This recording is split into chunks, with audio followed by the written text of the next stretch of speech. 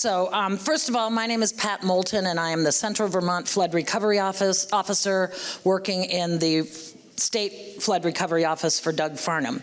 And my job is to work along the Winooski watershed to help municipalities with long-term recovery. So if you have needs, see me. I'm working with many of you who have needs, and we're doing a lot of good work, and it's exciting.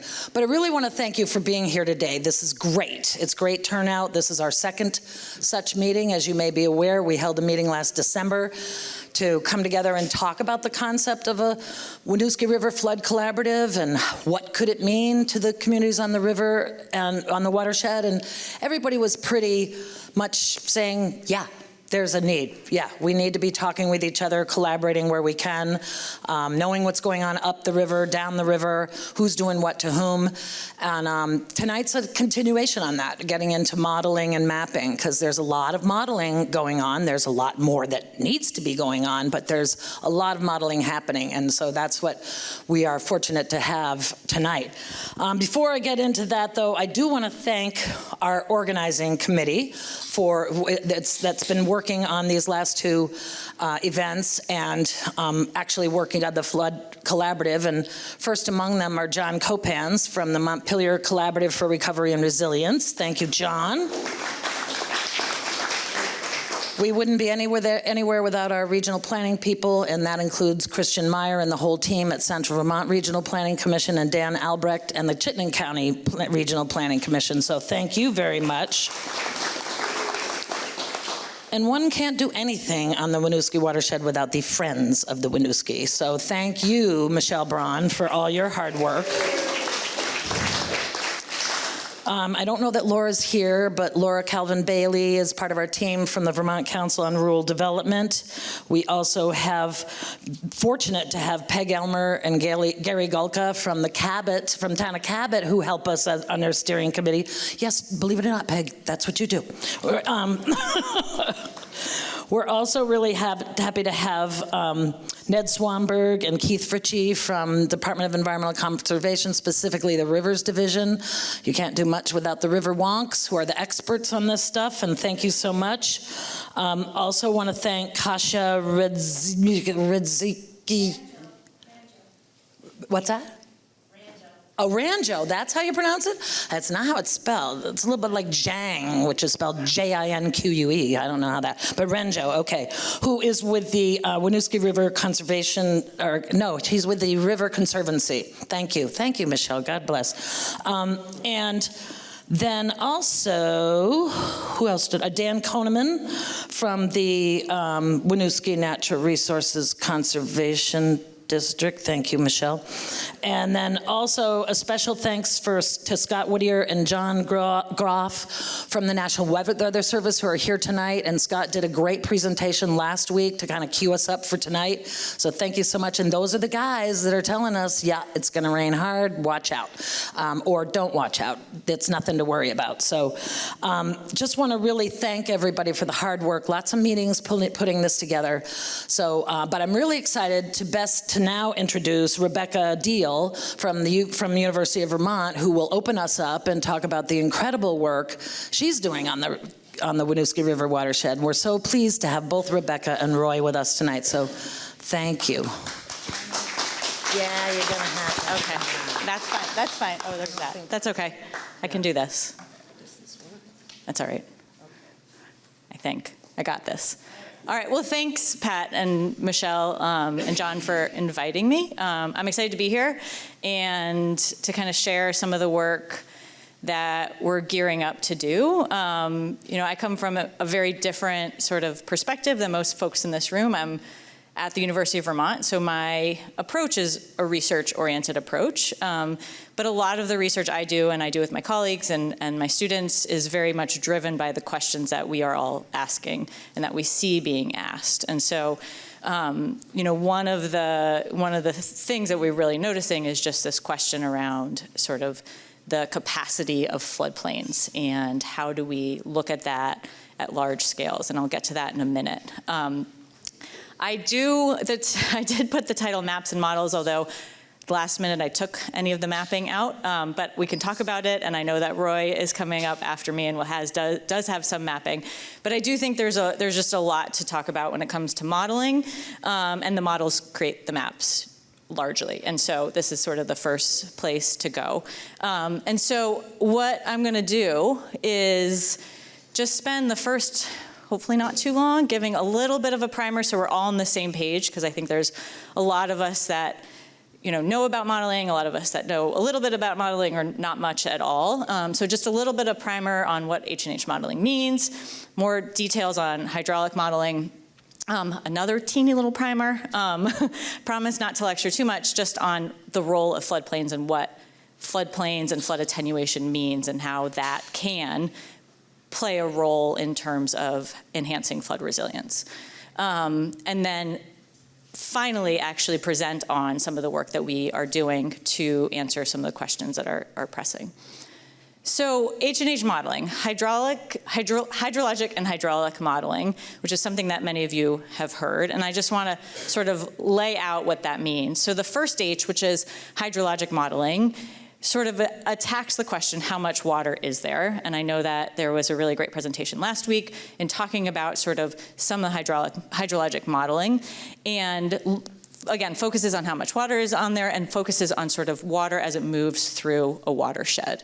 And the inputs to a hydrologic model are precipitation, right? So if we get a rain event, the question is, what is the hydrograph in the river going to look like? And their hydrologic type models can get us there. And so the inputs are the precipitation, or sort of the rain intensity, maybe from a radar, and then the outputs are that hydrograph as it moves through the river system. That is then either linked or sort of passed on, right, to a hydraulic model. And the hydraulic model asks the question, what happens to the water as it moves across the landscape? So it moves through the river system, right? And so we can ask questions, or focusing on the physical characteristics. So it routes water, or it moves water through a river system, and it accounts for things like the size and shape of the river channel, the things that get in the way, boulders, trees, the access to floodplains, the sort of bridges that are in the way, et cetera, right? So it interacts with the landscape and changes the movement of that water on the landscape.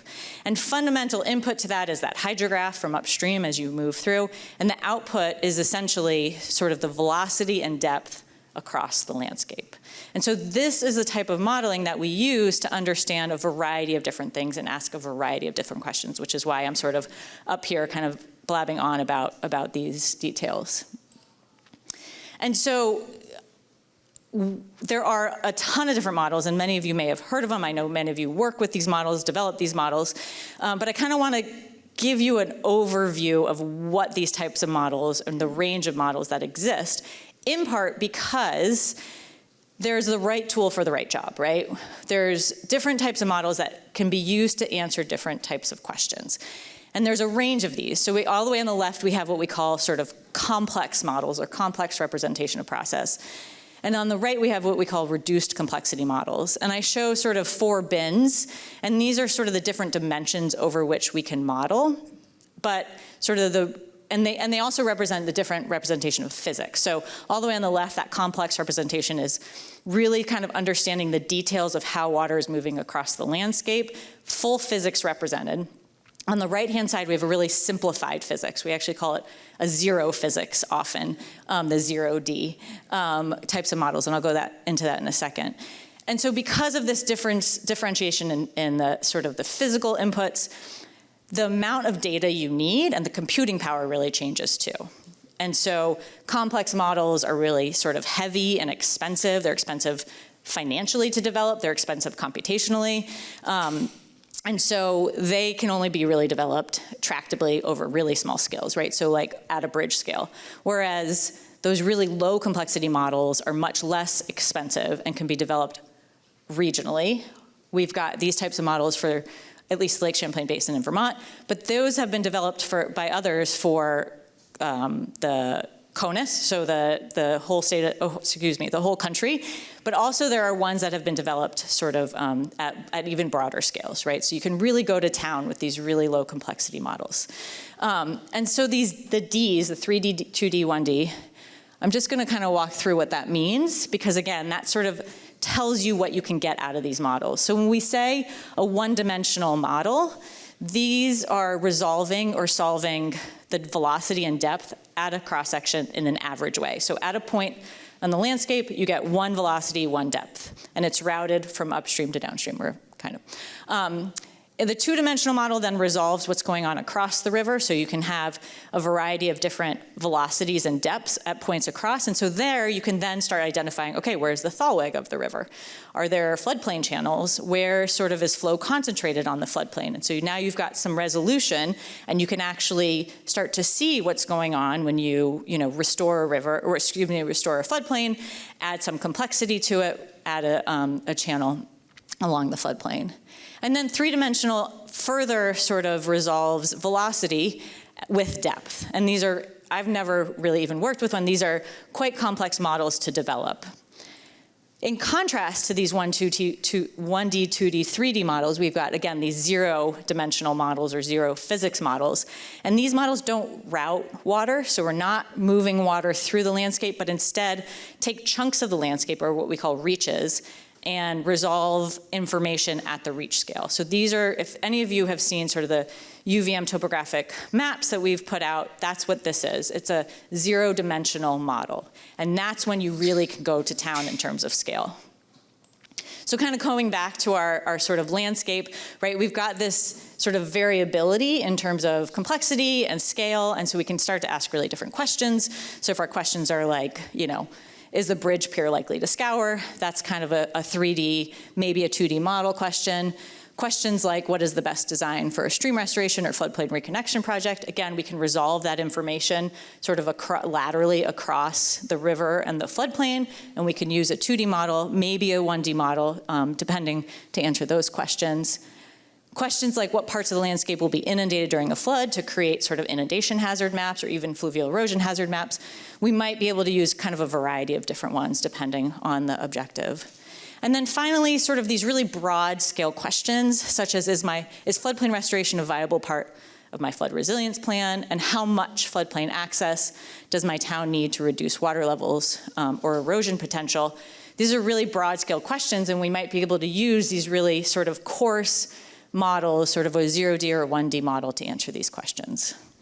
And so this is sort of where our UVM sort of research work falls in this kind of category over here, where again, we're asking these questions about, we're starting to ask these questions about the landscape potential for flood attenuation, right? Is there enough sort of floodplain access in the upper parts of the watershed or in any watershed to attenuate enough to sort of lower flood levels in a town, and just kind of looking at that at broad scales. So as research goes, this is work that's in development, is a function of a variety of folks kind of collaborating.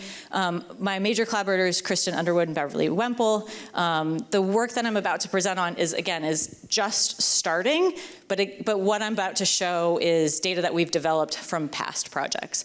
There's also a bunch of technicians and students up here that have really contributed, as well as a variety of funding sources, federal and state funding sources that we've benefited from. And so, again, moving on to just a little bit of a primer. So when we talk about and ask these questions, right, what's the landscape potential for flood attenuation?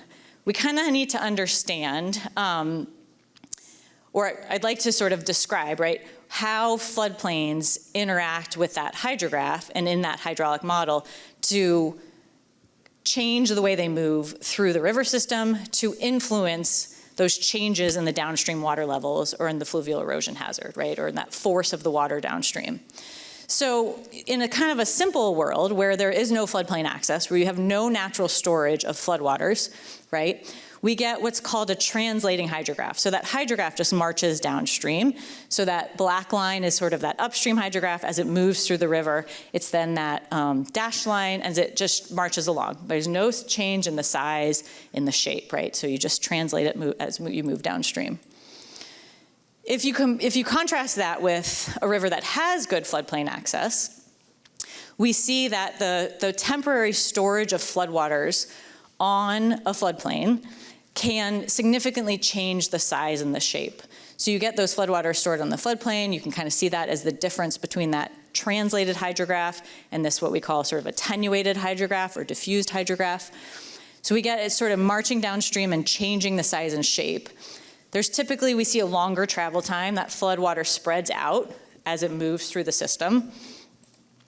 And we see an attenuation or a decrease in that flood peak, right? So that's that kind of target of decreasing your flood peak as you move downstream, as that water is temporarily stored. Not shown on this, because it's a hydrograph, you also see a reduction in sort of the force or the power of those floodwaters, essentially, right, reducing kind of that fluvial erosion hazard. So just to kind of put this, right, floodplains and flood resilience, well-connected floodplains and those and the access to floodplains with good flood storage can temporarily store floodwaters, slowing the flood wave as it moves downstream, and we call this attenuation, minimizing inundation hazards by reducing that flood peak, as well as erosion hours by reducing what we call stream power, or the kind of force of the water, potentially, contributing to flood resilience. So there's a really good sort of case study that some of you may know about in the Otter Creek watershed. So not the watershed represented here, but just in the Champlain lowlands. It's a really well-described case study, and it's in part well-described because there are what we call nested USGS stream gauges. So there's a stream gauge in Rutland that captures the stream flow and continuous gauge as it moves in and down the Otter Creek, and then there's another stream gauge in Middlebury downstream. And so we can see sort of the flood wave moving or marching downstream like you would potentially in a model, and like I showed sort of in that schematic previously. And in large floods, what happens, and what's been described, and this one's for Irene, but it's a very similar story that we saw play out for the floods in 2023 and 2024, and other large floods as well, is that even though you are gaining drainage area, so you're gaining contributing area, more water's coming in, the flood peak, right? This is Rutland, this blue, and this is Middlebury. The flood peak actually is reduced significantly, right? So you get a massive amount of attenuation going on along the Otter Creek in between Rutland and Middlebury. Whereas you might expect there to be an increase in discharge, again, because you get more water coming in. You've got the New Haven River, you've got the Middlebury River, you've got a lot of sort of inputs. But it actually decreases. And it decreases in part because of this incredible wetland floodplain complex that exists in between the Rutland and Middlebury gauge. And these are some photos of it during the July 23 flood. They fill with water that sits around for even months at a time, in some cases, holding that water back, attenuating that flood wave, excuse me. And so this is a really, really nice story to tell. But what I'm going to show is that, right, not every watershed is the Otter Creek, but it is, So I kind of put this slide together to show how we might start to think about how other parts of the landscape compare to the Otter Creek, because it is such an extreme example, right?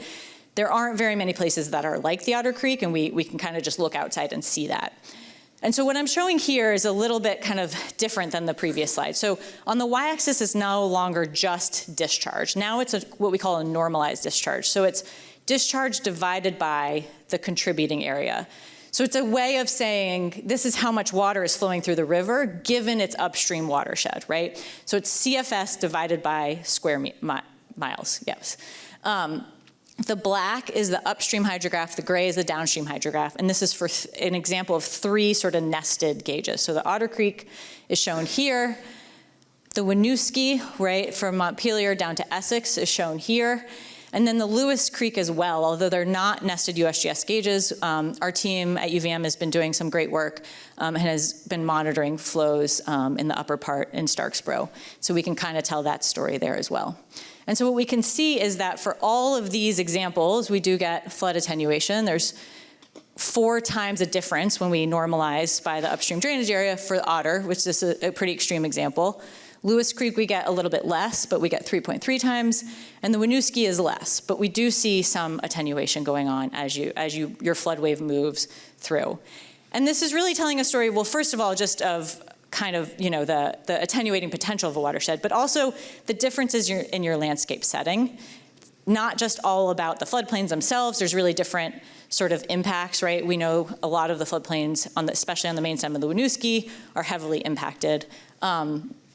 There's also a lot of differences in terms of the hydrology. It's a kind of a complex problem. It's not sort of a direct, but it really highlights the fact that two things I want everyone to take away from this. One, floodplains can change the size and shape of hydrographs, right, as the water moves across it, and not all floodplains are created equal, right? And so even if there's floodplains upstream of our community, we really have to understand and use hydraulic modeling to understand the impact that they could have. So you need sort of both an inventory of those floods, maybe the mapping part of it, and then a model to understand sort of the impact on how that flood storage sort of holds on and moves through. So kind of coming back to these questions that we've seen others asking and that sort of have motivated our work to develop this type of modeling, right? Is floodplain restoration a viable part of my flood resilience plan? So as you're sort of that vulnerable community looking upstream, is there enough sort of going on upstream? So it's sort of a two-part question to lower, flood levels in the community enough, whatever enough means, right? And how much upstream floodplain access does my town need to reduce water levels? And these are the types of questions we're going after with the type of modeling. So the model we've developed and are currently developing even more, again, as I said, is this sort of lower complexity. So off to the right-hand side, we can do it at broad scales. It doesn't resolve the physics sort of in the way that other sort of more, higher complexity models do. But we're using it and those types of floodplain maps that maybe some of you have seen that I have a slide that's at the end on, to do two things. First, to calculate that existing floodplain storage. So again, is there a potential to store floodwaters upstream? And so we're looking at the amount of floodwaters that can be stored on the floodplain relative to how much floodwaters are moving through the system. And then looking at that existing flood attenuation. So in a certain section of river or reach, how much does that reach, given the storage, attenuate a flood? This is stuff that we've already been kind of working on, but the piece that's kind of coming with a project, again, that's forthcoming, is to then take that sort of existing landscape and play out some scenarios. So we work in the academic world a little bit, and we're going to say, right, if we restored every floodplain, so it's not, we could sort of work in the world as well of like, well, we can only restore some floodplains, but we want to work in the world of, is there even that potential upstream of these communities to reduce flood levels downstream, right? So if we lower all floodplains to access the 2 to 5 year flood, let's say, can we, even with that, reduce flood levels enough, right? And so it's a question of more of the landscape potential as opposed to sort of the human or political potential that exists out there, right? And so that's what we're doing, and then we'll recalculate, right, the existing floodplain storage and the existing flood attenuation. So like I said, we have some data to start, and this is just the existing. There's also some gaps in it. I have my sort of disclaimer up there that this is likely to change. But what I'm showing here is a map of the Lake Champlain Basin with the total flood storage for the 100-year flood, sort of relative, floodplain storage relative to sort of the total amount of storage. The darker black, I don't know if you can see it super well, but the blacks are areas where you have a lot of floodplain storage, and this is the Otter Creek here, right? So you can see there's a lot of black. And you can see the Winooski with some of the headwaters showing lower storage, but there are definitely parts that are darker colored, right? There's still some storage. And when we sort of play that out by Huck 8 watershed, we can see the Winooski's kind of in the middle there. It's definitely not Otter Creek, again, with all of that floodplain storage, but it's got some, again, existing floodplain storage for the 100-year flood. Then we compare that to the flood attenuation. So this is measured in the change in the 100-year flood per kilometer of river. And I purposely didn't put units on here because again, we're sort of developing this and I didn't want us to get hung up on that, but it's just sort of ranked again from least to most in a really similar color scheme. You can still see kind of the darker colors in the Otter Creek, whereas the Winooski lightens up a good bit, although there is still some attenuation. And we can see that kind of playing out here. This is average attenuation though, so definitely take that with a grain of salt. In terms of, some of the steeper headwater areas are gonna play into that average, right, and lower it. right? So this is just a really broad brush of what the Winooski watershed has, but again, this is an average. We can zoom in and see some of those similar trends. There are some spots that kind of pop, especially along the main stem, as having some attenuation potential. And again, this is existing. So we can also take this data and then, my time's up. No, you're good. Get out of here. No, not you.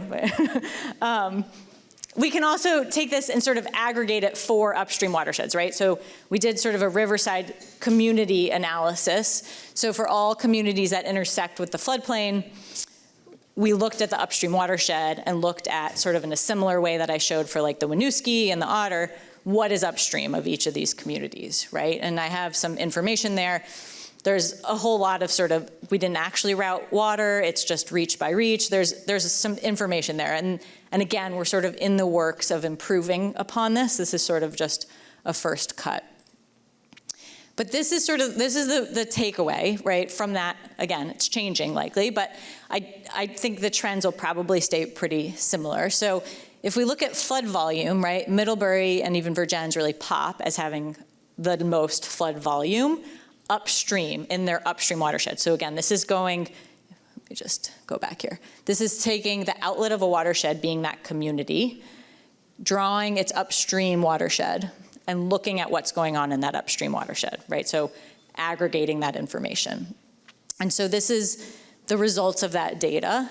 So Middlebury really, again, pops as we would expect. And we can look kind of down at some of these other communities represented and we see, right, Montpelier's got some fairly good upstream storage, and then maybe Plainfield a little bit less. And then attenuation as well, and this sort of highlights the fact, I should have taken off numbers. Don't get hung up on the numbers will change for sure. But again, storage does not necessarily equal attenuation, and that's why it's sort of not a one-to-one direct comparison.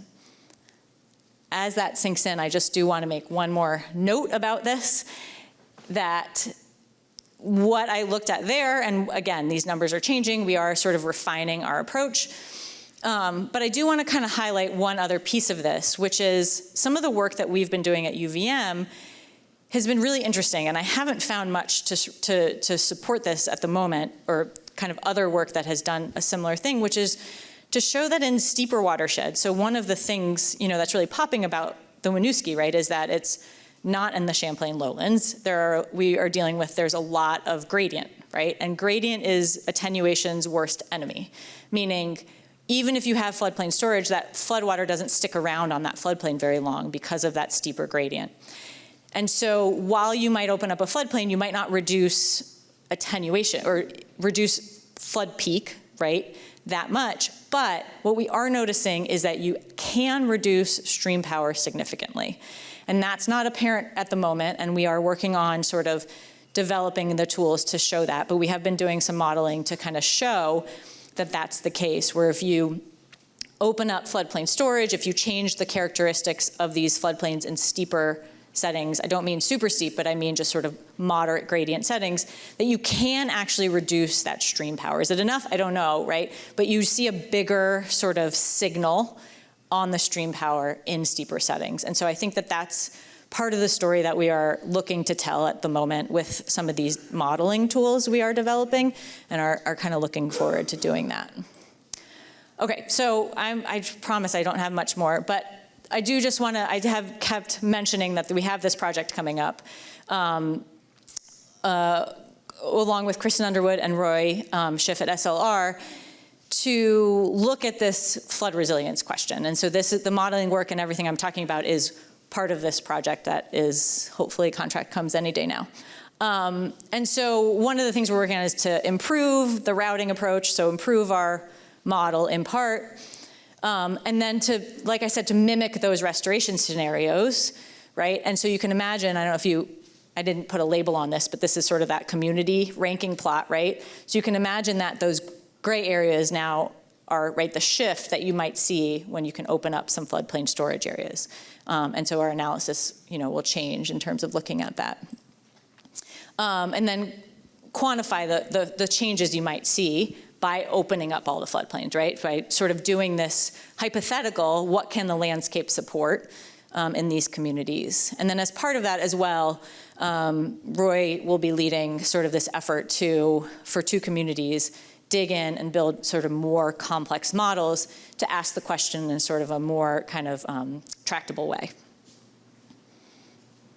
So final thoughts, just to kind of bring this home, right? So the landscape can set the template for attenuation. It's not the end of the story, and the work that we're trying to do is really trying to sort of understand, given where we are within the Winooski watershed, right, what is that attenuation potential? What is the availability of floodplains, and what is that potential that might be a part, right, of a flood resilience plan?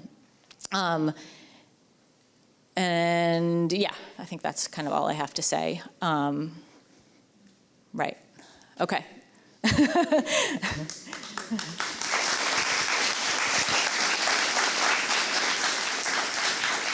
didn't think about. We can do questions now, or do we want to do it after? I think let's do combined questions. Combine, okay. Okay, we didn't think about.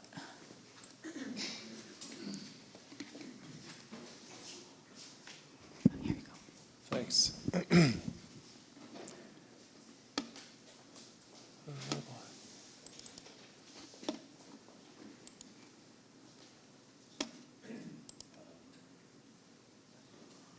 All right, thank you very much. And John or Pat, how long do we have till?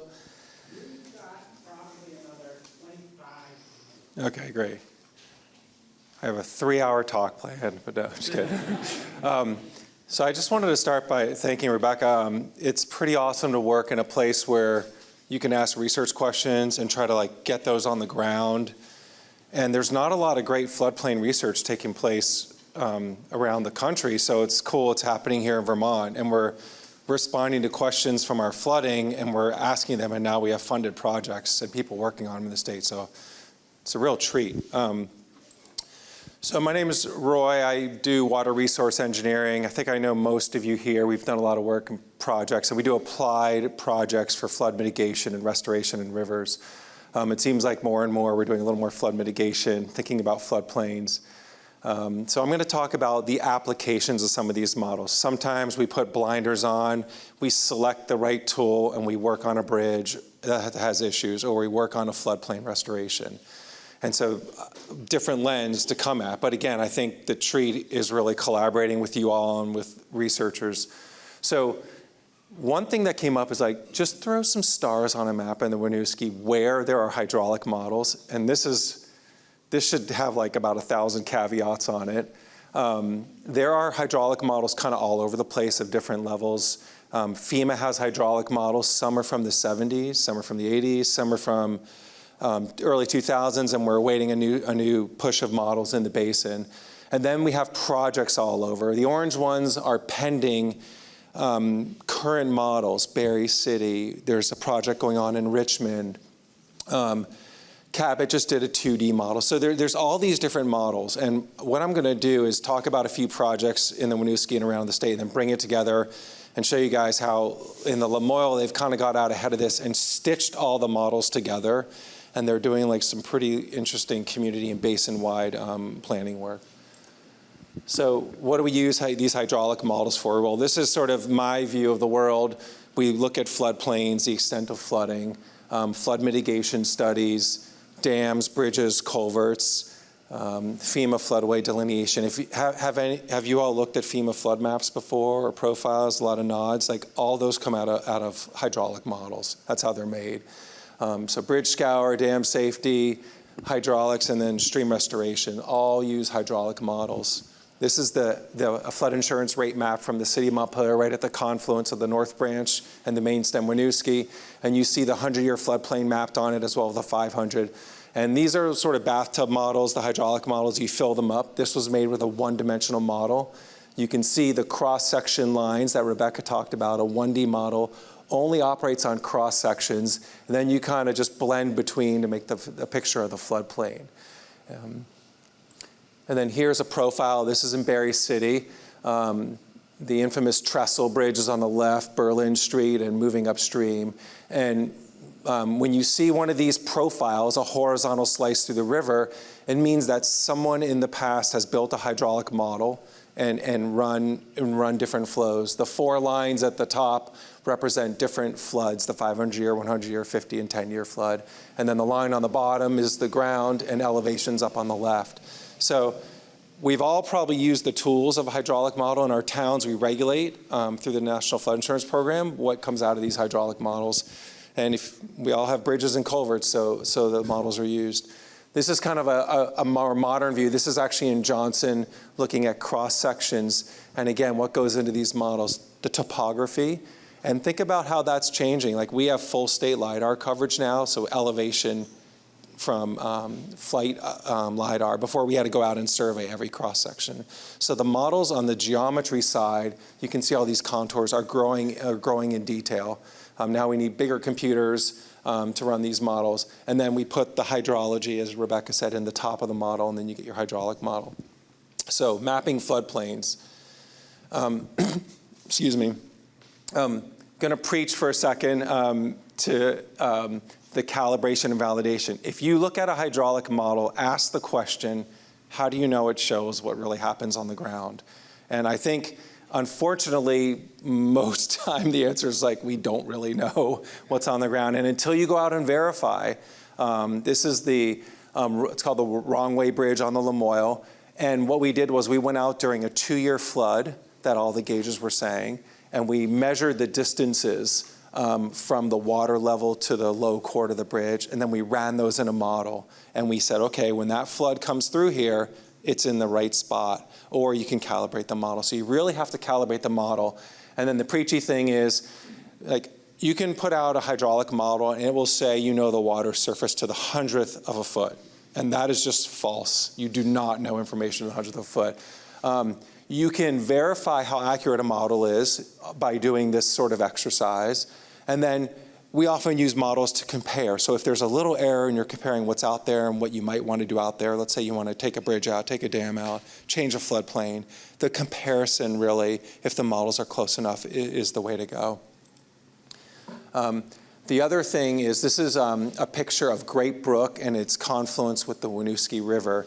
And after the flood last summer, I went out there and GPS'd the limits of the flood.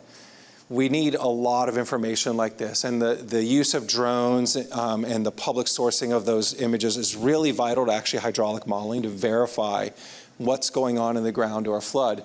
So we know on Great Brook, some of the estimates are a 500-year flood or 100-year flood that happened last summer. And now we can put that in our model, see how the model spreads out, and see if it matches those lines. Then we're ready to redesign the Mill Street Bridge that failed in the flood. But until we do that validation, we're kind of working in fiction. And here is a cross-section of the Mill Street Bridge. So we validated the model, and we used the one-dimensional model, cross-sections only. And I just want to show you some really important functions of these models. So the gray shows you the temporary bridge that sits there on Mill Street in Plainfield right now. On Great Brook. The red little former bridge is the bridge that was out there. And a concern came up that the opening of the bridge was shrunk a lot and the bridge was put in the wrong place, because this was done in the aftermath of flood recovery under a lot of moving quick, a lot of stress. And what we found was the bridges actually weren't that close, but the channel filled in a bit. And then when we put the bridge in on the right side, we actually filled a big part of the channel. So it reduced the bridge opening by 50%.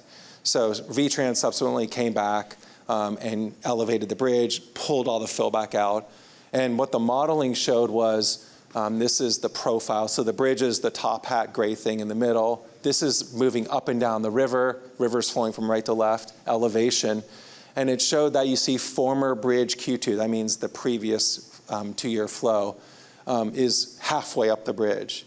And when they put the first temporary bridge in, it filled the whole bridge. So the people were saying, we're concerned, this bridge is filling up every time it rains now, and it didn't used to do that. And now the bridge is in a safer place moving forward. So there's a lot of applications for flood recovery with the bridges. If you've been to Northfield on the Dog River, you've probably maybe come across the Northfield Floodplain Restoration Project that Friends of the Winooski led. Many years ago now, this was from 2017, a student at the high school took a a drone photo. And we worked with the town to, this was one of the first big buyouts, and this was following Irene that Michelle worked on. Now there are a lot more buyouts taking place in the basin, but there were homes sitting all along this floodplain on the right, and those were removed, and a lot of fill was taken out, and a berm was taken out to sort of gain flood storage. And it's become a pretty impressive community asset. There's school classes going on here, and all sorts of neat stuff. And it drops flood levels a little bit. We use the model to set the elevation of the floodplain. This is a bankful flood that happened the year it was built. And you can kind of see the channel is way on the right side, and the water is pretty much flat to the lower floodplain. So just gained a little more flood storage in a flood-prone area at lower flood levels. This is the Stevens Branch looking at the Willie Street Bridge, which is the profiles show is a little bit undersized and prone to debris clogging, and there's a buyout taking place in the auto shop that's right in the area. And you can see this photo was taken in the wake of some of the flooding over the past, in 23. And so this buyout is a FEMA application to lower that floodplain for debris storage, create a little more flood storage right in a highly flood-prone area in the north end of Barry City. We use the modeling to explore different widths of the bridges. It's a really tight space, so you have to put in the infrastructure.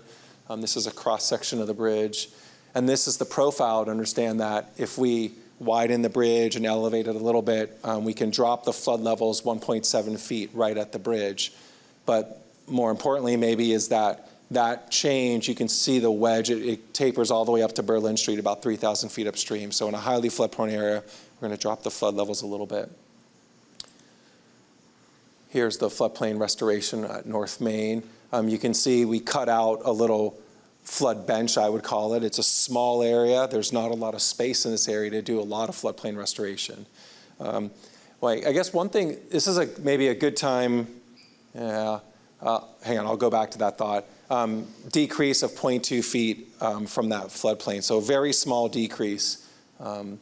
One thing I would just say is that a lot of these floodplains, when we think about the attenuation, Rebecca was talking about that we have infrastructure and property all over the floodplains, and we've been putting it there for hundreds of years. So now we're kind of transitioning, it feels like, to a spot where we're kind of pulling out the most vulnerable infrastructure and property. And so in my mind, this is a very long-term process. We're not going to all of a sudden change the entire landscape and the way we live on it in like 5 years after a giant flood. So I just want to throw that out there. Like, we see these incremental changes.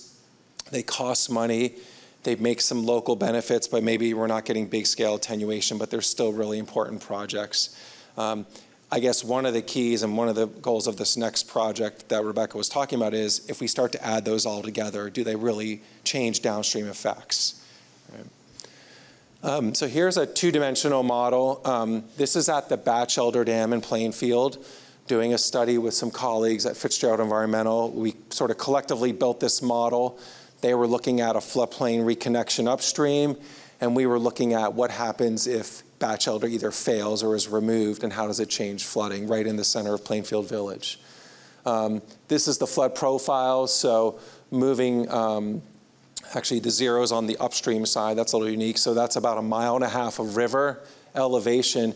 And if you just pick one of these floods, like let's look at the yellow line is the 50-year flood, you can see how the flood levels drop pretty substantially in the village of Plainfield if Batchelder is removed or fails. I'll show you a couple outputs of this two-dimensional model. So again, this was gathered by taking some of the LiDAR information and getting not only cross-sectional information, but aerial information all around the channel. And Batchelder is labeled on the left here, and this is the 50-year flood before the dam removed. And you see the blue blob, the flood spreads out almost to the highway. And then on the right, you can see how the flood contracts. What you also see in this plot is the red is the high velocity, and the yellow is the low velocity, right? So if you sort of pull the plug of a dam out and a flood comes, you contract the floods, but they move faster. So That poses challenges to some of the dam removal work, especially in urban areas where you have a lot of stuff around those dams. So you have to sort of fortify the site. It also raises a lot of red flags if dams were to fail. We have a lot of aging dams in almost all of our village centers and municipal centers in Vermont. So it's a concern for dam safety. Here's a plot that a colleague put together. The yellow shows the pre-dam. They're that kind of hazy blob moving up towards the highway. And then the blue shows the post-dam removal. So in the 50-year flood, we're pretty much contracting all the flows back into the main stem Winooski River with the removal of Batch Elder. On the other side of the spectrum, the 500-year flood, you're not really changing the flood limits, right? The flood limits just overwhelm the whole channel. That has some constrictions itself beyond the dam, including the Main Street Bridge. And that kind of shows you. So a tool of the model is you can take things in and out, move buildings, and really just sort of play with results and understand and get the feel for what's going on in the landscape. This is a larger floodplain restoration project along Whetstone Brook at the 250 Burge site that we worked on with the River Conservancy, Vermont River Conservancy, and the town of Brattleboro, FEMA, EPA. Many people had their hands on this complex project. Going back to my thought about the long-term nature of some of these projects, this project was scouted in the Vermont Economic Resiliency Initiative project in 2013. That was an ACCD project. It came out of some almost what's going on today. Post-flood, we have to find flood attenuation. This site had been filled for industry, log, mill works over the years, and was confining flood flows and pushing them towards homes and William Street. That travels around the site. And so the project was finally designed in the 2020s and then constructed last year. So it was about a 10+ year project from start to finish. FEMA funded, so there was some red tape to jump through. Had some contamination on the site. It's really a model for a lot of the bigger floodplain restoration projects we could see in Vermont, that they're decade-long projects. But in the end, we have a lot of flood storage and a community asset and a large park in Brattleboro. This is a snippet of the plan looking at the cross-section of the design, and the X's show what fill was removed. It was a really interesting site. There was some archaeology on the site that was really interesting and was explored. But also, the fill was literally placed on the river and on a wetland and the floodplain. So you could literally dig down through the gravel fill and find the bottom and see the riverbed and see pieces of a wetland. So that black line was pretty easy to find. But what I wanted to focus on, the blue box shows the change in the 100-year flood, the two arrows, the top one's existing, the bottom one's proposed. And then the green box shows the change in the 10-year flood. So the scale is, each box is 5 feet vertical. So you're seeing like, in the 100-year flood, you're seeing like 2.5-ish feet reduction, and the same in the 10-year flood. Interestingly, in the smaller flood, the orange box, there's no change between the existing and proposed. There's another constriction downstream holding that flood level back. But another use of the modeling for floodplain restoration design. And this is a project we did in Jeffersonville. And I guess I wanted to tell a quick story in a couple minutes. The Lamoille model I'm going to present on really came out of a couple citizens in Jeffersonville asking questions and working with the Lamoille County Planning Commission to say we need to put together a basin model. And that really started a process in 2013 that continues to this day through several add-on projects. So you have communities all along the Lamoille from Hardwick down to Lake Champlain now that have a hydraulic model on the main stem and use it for all these applications with a little easier time and model input. And the Planning Commission is the keeper of that model. And this is one of those projects that I think has a lot of similarities to the towns in the Winooski. Undersized bridge, pretty confined area, old fill. So we took out this railroad bridge, put in an elevated. In this case, it was a pedestrian bridge, the rail line. This is on the Cambridge Greenway Trail, so there's no more rail line there. But this whole area had been filled in as part of shrinking the bridge crossing, a common practice, and we just restored all that to gain floodplain access. So, I mean, this could even be a template for the Willie Street project in Berry City I showed, where we're restoring the floodplain next to the bridge opening. Might look a little different in the end, but. And the other thing that came out of the Lamoille model I'll mention is they started doing planning. Like, the understanding is, like, we can't change every bridge, every floodplain in the next decade. It's going to take a long-term time. So they wanted to put together a plan they could shop around their citizens and funders, and so they created a master plan. And I've heard this term flood or flood recovery master plan come up more and more in the last couple of years in the wake of flooding. I think it's a great idea to, like, help promote some of these projects and create a path forward. Two projects are built from this plan. One is in design and one is sort of debating land ownership, and they're using this plan to sort of debate getting a piece of land to restore that floodplain along the Brewster. So this is a snippet of the Lamoille River model that's getting extended now through a grant through the EDA, the U.S. Economic Development Administration, and that's being supported by several partners in the Lamoille River. And to my knowledge, there's no other basin in the state that has this long consecutive model. This one's going to be 56 miles long. And I think it's going to also lay the foundation for doing some of that upstream, downstream attenuation work. If we do all these projects and we can put them in the model, and in certain models we can sort of look at how that changes downstream impacts. So that's going to be a use of the model, and it's getting built out. The red outline indicates where it's getting built out through this EDA project right now, and the blue is what's existing. And so, for example, we've done some work on the Wild Branch, a notoriously flood-prone area. There's road issues, a lot of floodplain filling. And we just got the model, extended it a little bit, and then did this whole analysis, and it was kind of linked into the rest of the model. So it's just a lot quicker to do project evaluation. And we're hearing not only you all, the Winooski, but we're hearing other basins seek to put together a model like this. And then you can look at things like, this is the 50-year flood on the Lamoille over 23 miles. So all the communities are kind of lumped in here. You kind of lose the community, the town boundaries, and you start looking on the watershed scale here. One thing I'll say about this model, like, if you notice right in the middle, there's a flat line, right? That's fake, right? That's just connecting dots. The dots are where the data are at. So a lot of these models start and incrementally build in information. So, for example, we just tried to grab the hydraulic data for East Montpelier and Plainfield on the main stem Winooski, and FEMA apparently has lost the data. So that's why we built that batch elder model, because there was a gap in the data, and that's kind of common. You have different areas that typically are flood prone. FEMA invested in them historically, and we have more information there, and then you have big gaps way out there. One of the things that happens is we're getting rainfall that's kind of off the charts, and now we're getting issues in the gaps, and we're trying to fill those gaps. So that is one of the advantages of having a system-wide model, where so we could go in and just kind of fill in a couple gaps and run some evaluations on the main stem here.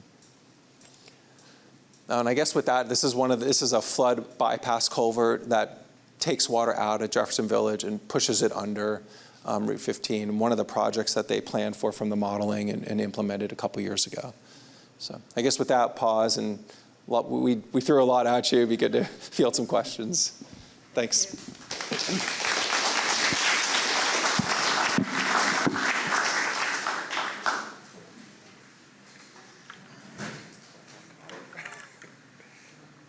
Yeah, Pat. I wanted to ask Rebecca, could you elaborate a little more on your storage does not equal attenuation? You kind of lost me there. Because I thought the whole point of storage, slow things down, lower velocity, and hopefully lower floodplain elevation. So what did I miss? Well, that's a great question, and I think there's a little bit in the way it's described, and so it's fair that I need to follow up on that a little bit. So storage, when I present those storage numbers, it's a snapshot. So it's like at the peak of the 100-year flood, how much water can sit on the floodplain. But the reality is, in a steeper watershed, that water isn't sitting there for very long, right? The residence time of how long a parcel of water spends on that floodplain is much smaller than in the Otter Creek, for example, or in, a lower gradient floodplain. And so that's the difference, right? So in a static way, flood storage does not equal attenuation.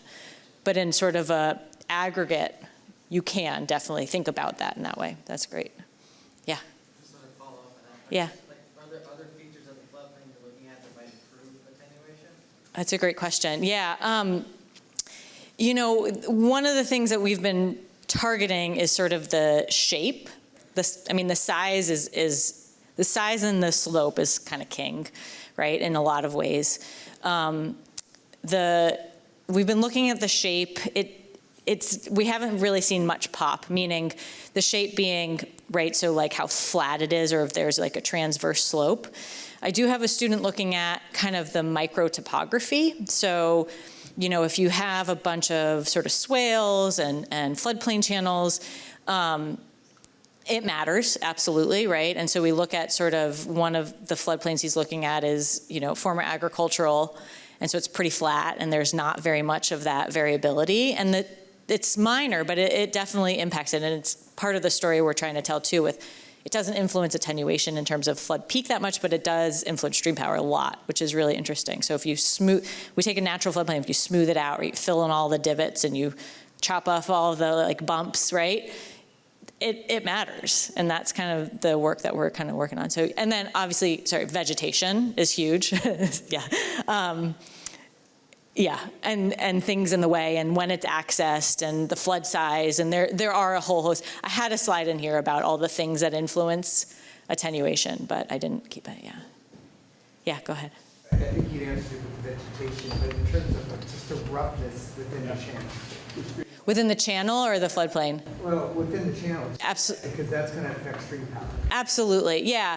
So, everything I was kind of talking about and often focus on is the floodplain, but there's absolutely aspects of the channel itself that I glossed over that, the more complex the whole river valley is, right, the more attenuation, right? So not just the floodplain itself, but even sort of the sinuosity or how kind of meandering the river is.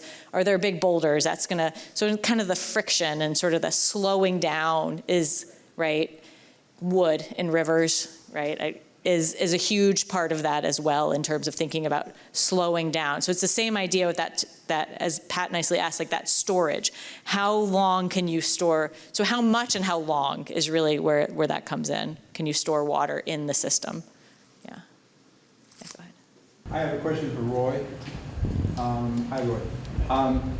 I don't know that a study has been done of this, but it is something that's been vexing me for a long time that I was reminded of when I saw your slide of the Greenway, the increased capacity under the Greenway Bridge. It struck me that the span of the Greenway Bridge is approximately the same as the span of the Route 2 bridge right at the East Montpelier line in Plainfield. The Route 2 bridge a little bit bigger, but not too much. And there's a huge flood retention area above that in terms of the farming fields. But then it's squeezed into a tiny little hole, and it seems to be very similar to what was done before the bridge, the roadway was reconstructed in the 60s. And how does that, or how should that actually in fact be handled? Should there be a bigger bridge there? Should there be, does anybody think about that particular area? Yeah, I guess I haven't really looked at that exact area, but it would be a great thing to investigate with a model. I guess I'd start by trying to figure out like what the bankfull channel width is and if the bridge fits it, and then look at the flood-prone width. That comes out of the modeling. I mean, if you think about it, and you think back to like some of the examples we saw, like almost all of our infrastructure is confining, right? Like our buildings, like you can almost go through, because think about it, like the 100-year flood, like we fill the bridges. The bridges are typically designed for a 50-year flood on a state highway and then lower if it's not on a major road. So the hydraulics tend to be confined through there, and then they narrow in and then open back up. So it's kind of the reason we see a lot of debris clogging in most of the bridges in big floods. And I don't know the answer, but it'd be a really simple thing to look at in the model. And you could actually like take away the fill and put in 3 bays and sort of really dial it in. Like if you think about it, like you go down to Bennington, like on the Roaring Branch, like most of their bridges have 3 bays on them. There are like 3 of those bridges next to each other because it's so sediment prone down there. When the sediment and the debris comes out of Woodford, very steep hollow, and then flattens out in Bennington, like all those bridges were destroyed enough that they widened them all to really accommodate that sediment. So might be something like that, but I don't know really. Hey, Chris. Just FYI, I was in a meeting the other day. V-Trans apparently has a lot of hydrologic models. They just do for projects that don't share them right here. So as you're stitching these together, how did you connect? Yeah. I mean, I think if this project comes to fruition or the Winooski model, like a big part of it is just like reaching out and finding models and finding information. There will be gaps, but there also will be a lot of detailed studies that V-Trans hydraulic section and many consultants who are working on this work will be able to put together. Can I ask a quick follow-up on that? Is part of the magic in the Lamoille that the RPC is sort of holding that? Like, is that a helpful piece to have a public entity that holds it and gathers stuff? I really think so.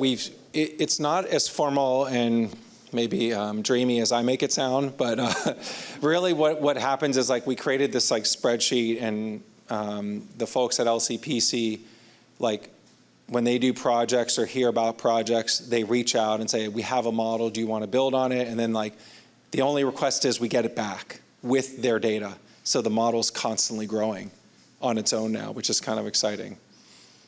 Yeah. So I think if you could really set that structure up, like in every basin, or the model will just keep growing.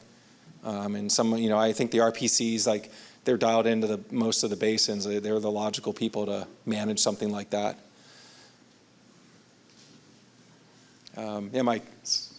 Going around the room. So you have this oil model, and we get a big flood, and the cross sections change. Is one big piece of updating these models bringing in new LiDAR to bring in new topography to refresh that model? Is that a critical piece? Yes, I mean the models. I mean, I guess. Yeah, I think if you have a big model, it's kind of like a living thing, and it needs refreshing. So. I guess I don't want to be misleading and say that when you have like a basin model, you're kind of set for a decade. Really, like because every couple of times there's been a lot of changes, especially on the geometry acquisition side. There's so much more information out there that we're getting from drones, helicopters today in Barrie. Like we're getting so much data and like green LiDAR now, so we don't even have to survey the river bottom. It goes through the water. So as soon as we get a model or a project, we're like, oh, we're going to update it all. But it's a lot easier to do that now. And the model structure is set up, and that's really valuable. Like starting from scratch, or like 10 years ago, we were getting microfiche from FEMA to like start these models and spending weeks just like interpreting like matrix code. Now it's a lot easier. It's very GIS based and spatial. So it needs updating. And again, you have to kind of, like you said, the rivers are changing, the bridges change. Like the Great Brook model we did a few years back is completely off now, like because the whole river changed last summer, and a couple of the bridges one's gone, one's different, some are, so like you kind of have to understand how things have changed. And if I were to do Plainfield is looking to build, do a new Great Brook project, we would update all the information, and then what we would do in the last step, if there was a main stem model, is we would just plug that into the Winooski, get it back to the RPC. It's just like one extra little step to like let the whole basin have this resource. It's a good point to bring up though, just in case it wasn't clear. Yeah, sure, Carl. Yeah, you mentioned the riverbed, and you mentioned the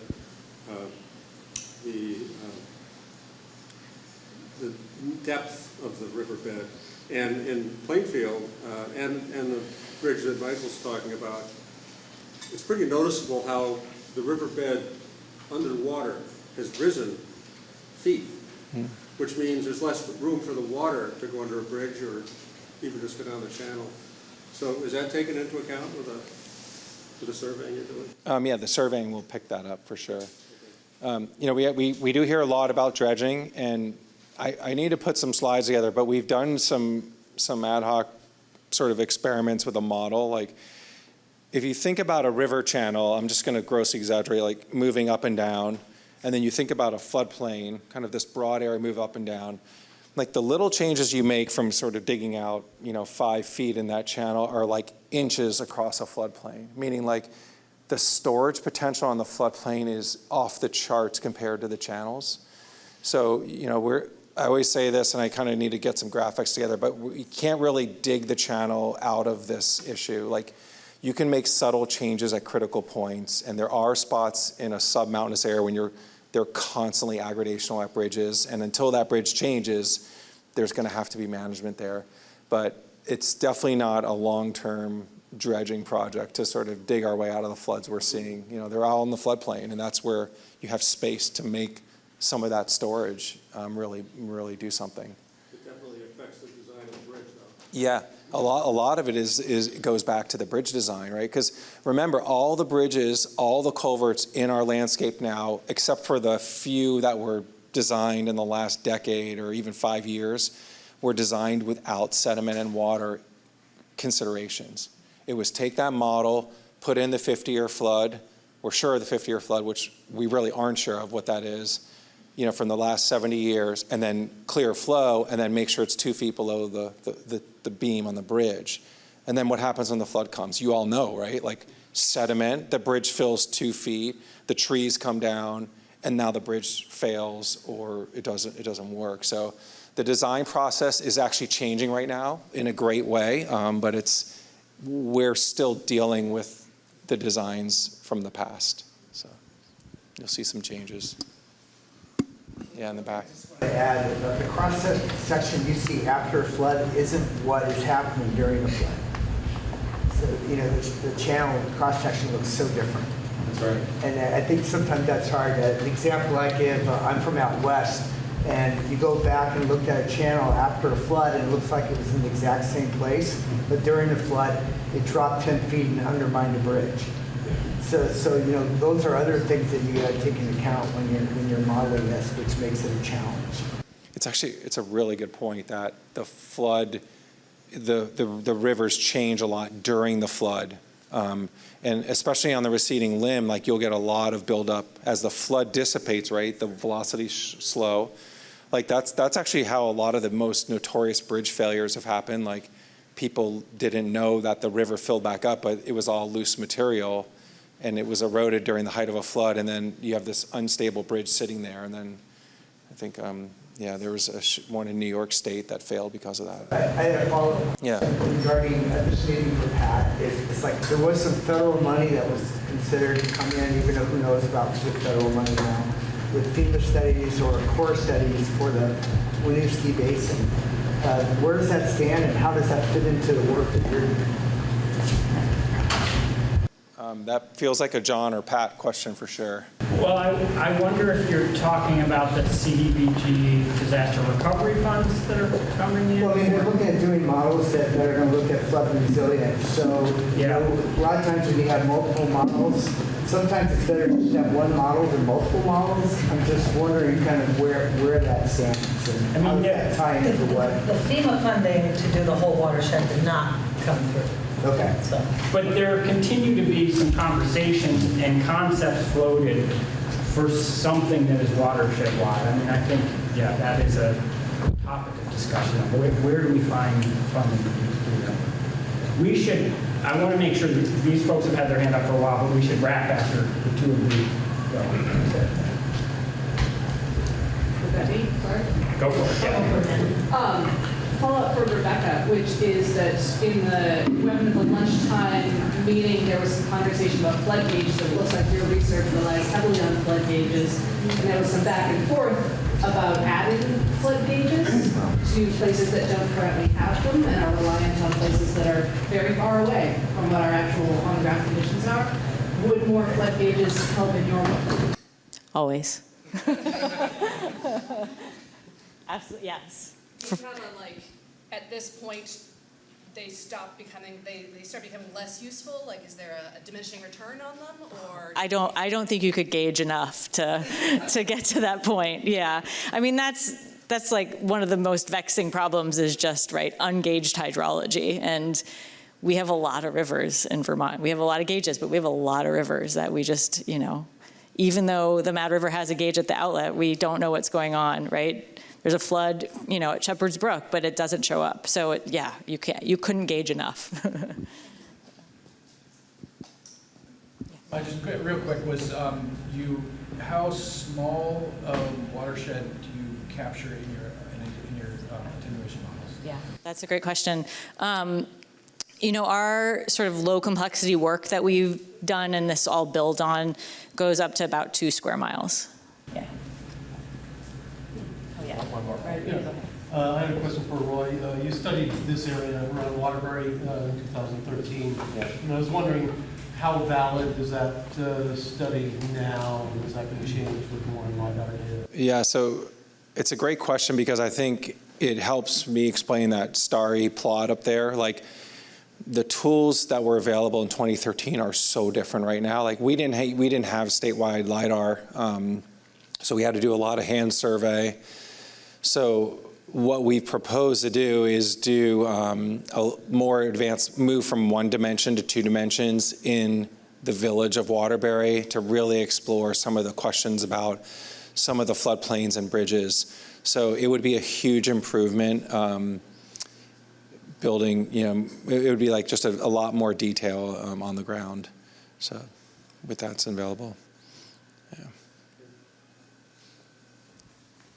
I'm sorry, Mike, but I think we've got a schedule that we're way over already. So. Sorry. Do you mind? Yeah. There you go. Before we go on to breakouts, can we just give a huge round of applause to Rebecca and Roy?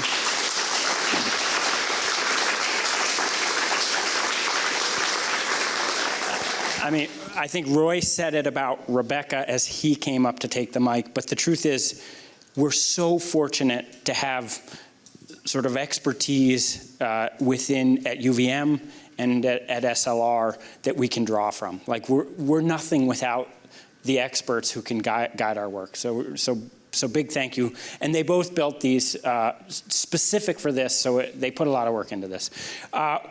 When we met in December, we asked folks sort of what they wanted to get out of these gatherings, and what we heard loud and clear was like connection with one another, really sort of talking to one another and learning what we're all facing, figuring out what we've got in common and where we can collaborate. So we're actually going to go into some smaller groups really to just have some conversations around what we're working on in our communities and really thinking about where we go as a collaborative as a whole. So we've used up a lot of time, but we've got 4 facilitators, myself included, and so we're going to break group.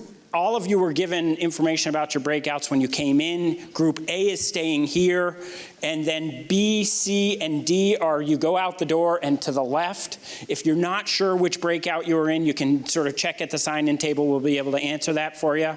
But we're going to go for like probably 45 or 50 minutes, and then we're just going to come back very quickly for some report outs. Hi, folks. Sorry. Can we bring it back together just quickly?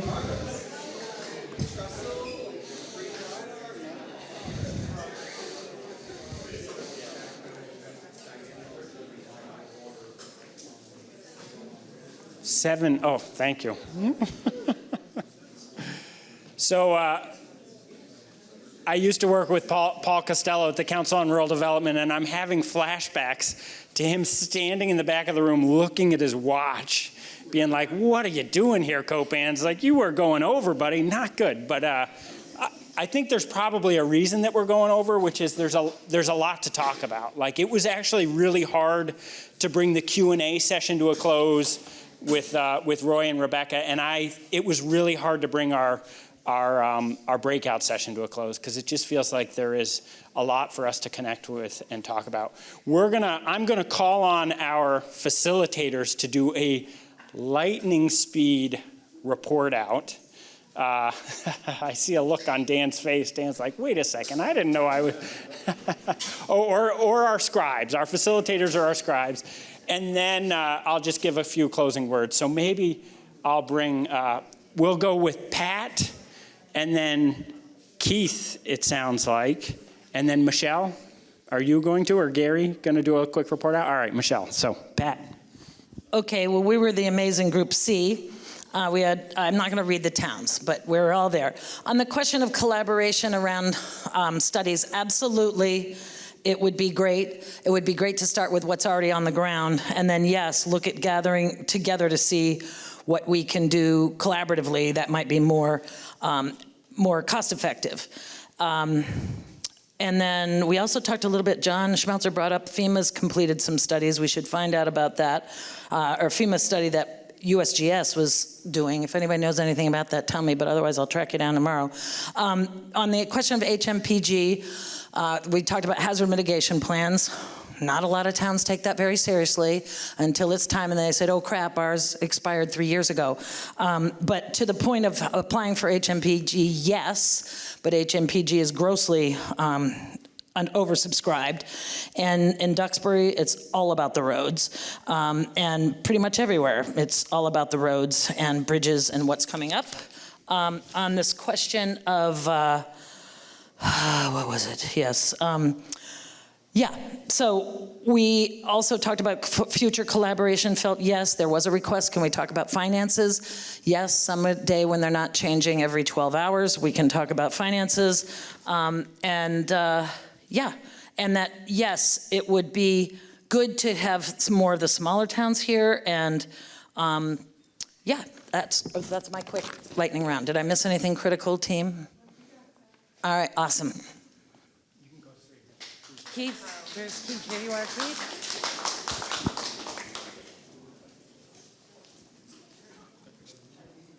Sorry, I don't have paper. I have to scroll my screen here.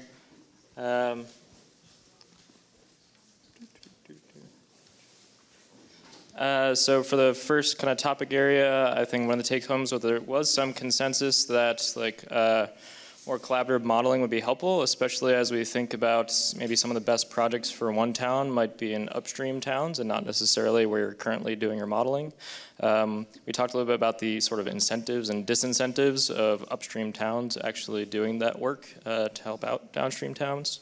So that was, yeah, we've got lots of little highlights in each section, but I'll just go through a couple.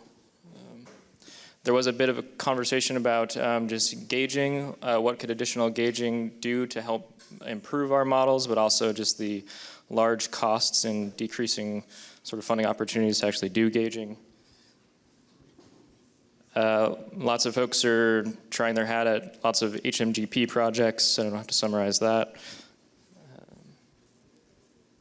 So on the communication side, folks identified tensions and wanting to keep the public sort of apprised of ongoing flood applications, grant applications, but also finding a tension of not being able to completely share all information in sort of timely manner, and just kind of getting some pushback and feedback from the public that they wanted more info, but they couldn't provide it. And so there were no solutions to that, but we did discuss that. There was maybe this, we're hitting a nexus, I think I heard, that there's support for flood mitigation in theory, but when rubber hits the road, when it comes to inconveniencing folks, say by taking away a bridge, they're not getting that much support in practice. Constant dredging conversations as a tension.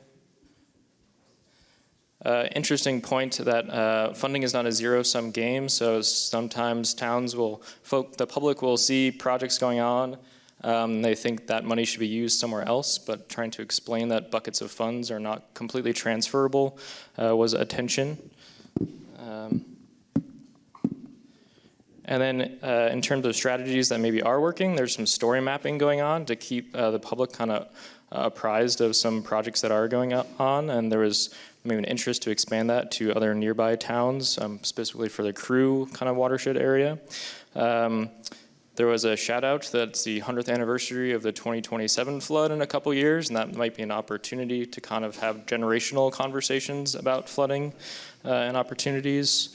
And then in terms of next steps for this collaborative, some of the things we talked about are meeting about like equipment sharing opportunities, formally and informally across towns, about potential information sharing. How can we kind of build sort of green literature or social media posts that all towns could be using to communicate to the public on topics like timelines for different grant applications or particular project types. And maybe just a meeting that we talk about all the different projects that you all are doing across the watershed to really understand at the ground level what's really going on in the basin. And I'll pass it off now to Michelle.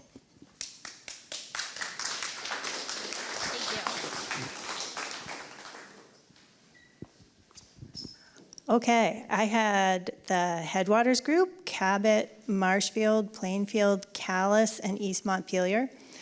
In the reflections on the presentation, people brought up the fact that sometimes in these big flash floods, the rain has been so localized that they wonder whether attenuation is even a factor in those circumstances. They talked about identifying floodplain land that could be on a prioritized list for towns to look at acquiring whenever it comes on the market, sort of have a ready set of priorities. And they talked about citizen data collection in floods and right after floods, like collecting high water marks, documenting, where the water went on your property, if it went on your property. For hazard mitigation grant programs, the towns were surprised that they found they were expecting to apply for more of those grants than they ultimately did, because it seemed like it wasn't necessarily a good fit for the priorities in their community. And it took way too much volunteer time, was one challenge with the HMGP.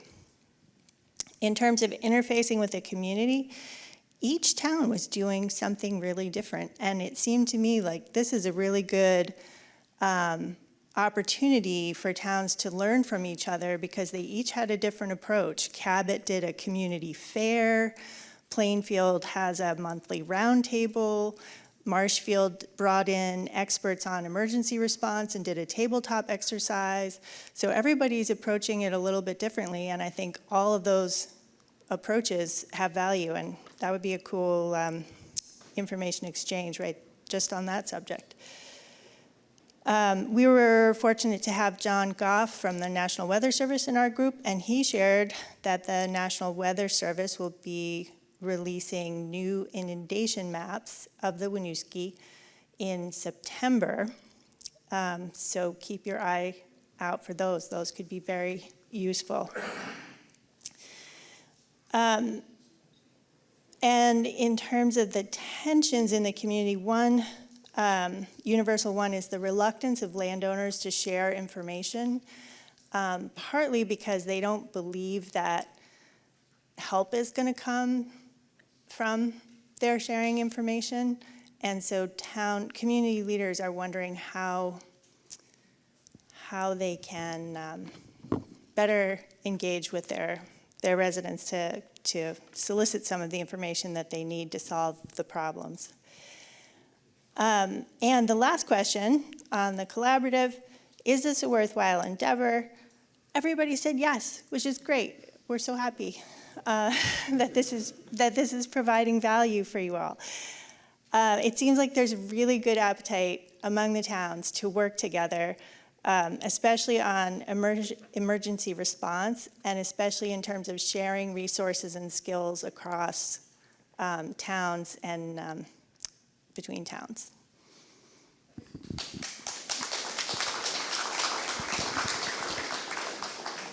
Thanks, Michelle. So I facilitated the group that included Montpelier, Waterbury, Berry City, and Plainfield.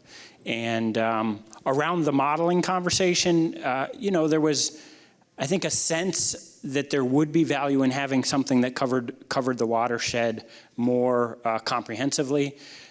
Someone also made the point about not just modeling sort of the river, but also sort of overlaying what sort of structures of value are vulnerable, and sort of understanding both of those pieces. This person worked for insurance, for the insurance industry, and they map both of those things. You need to map the natural disaster, but ultimately you also need to know sort of what is in harm's way and how that will withstand. And so that was an interesting point of reflection.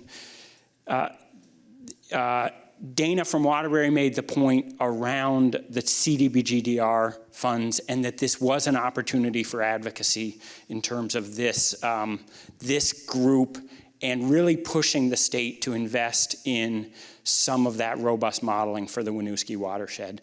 As somebody from Plainfield pointed out, there's really not the capacity in the small towns that make up so much of our watershed to create something like this sort of in a piecemeal way. It's really going to take a regional or a state effort to get us there.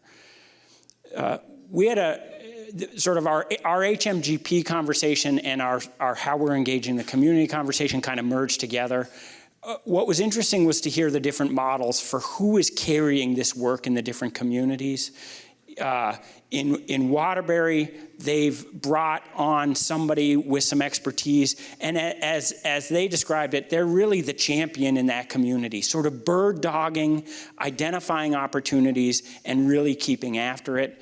In Berry City, they've built a 21 sort of project list around flood recovery and resilience, and they're checking off that list. They've checked off 9 of those 21 projects. There's a city councilor who sort of takes the lead on that work, but the reality is there's owners across all of those projects who carry that work forward. Every city council meeting in Berry, they check on some of those projects on that list. And so that feels like, honestly, a shining example of how a community is sort of keeping the topic front and center. I think maybe I'll stop there in terms of trying to summarize. I think now I'll just shift into bringing things to a close. It was a gorgeous afternoon. As we were setting up tonight, we were thinking that maybe we were going to suffer what we would call a weather penalty in terms of participation. It would be a logical choice for all of us to be outside as opposed to in a high school cafeteria connecting with one another. But I think the fact that we are here is emblematic of the commitment that you all have to your communities and to this work. When I reflect on the roles that you and that we play, we are this conduit that lies between our communities and sort of experts and partners at the regional and state level. And so much of our work is sort of traveling in both of those worlds and really trying to bring them together, trying to help our communities understand some of the stuff that we heard so eloquently put tonight, right? How do we do that translation? How do we bring our communities together? And at the same time, how do we do the communication on the other side of things, helping people at the regional and state level really understand what it's like day in and day out in our communities, what it's like for residents of our communities, and what it's like to try to run our towns and cities. It's a lot of work, and I think it's a lot to carry when you think about being in the roles that you're in terms of making those connections and carrying that. So just want to really, in closing, express appreciation to all of you for that work. The idea around this collaborative, hopefully part of what it does is give you a sense that you're not alone, and that we have ways to make this work easier for one another. And so, but that doesn't happen if we don't show up. So really appreciate everybody coming out and making this happen. So thanks so much.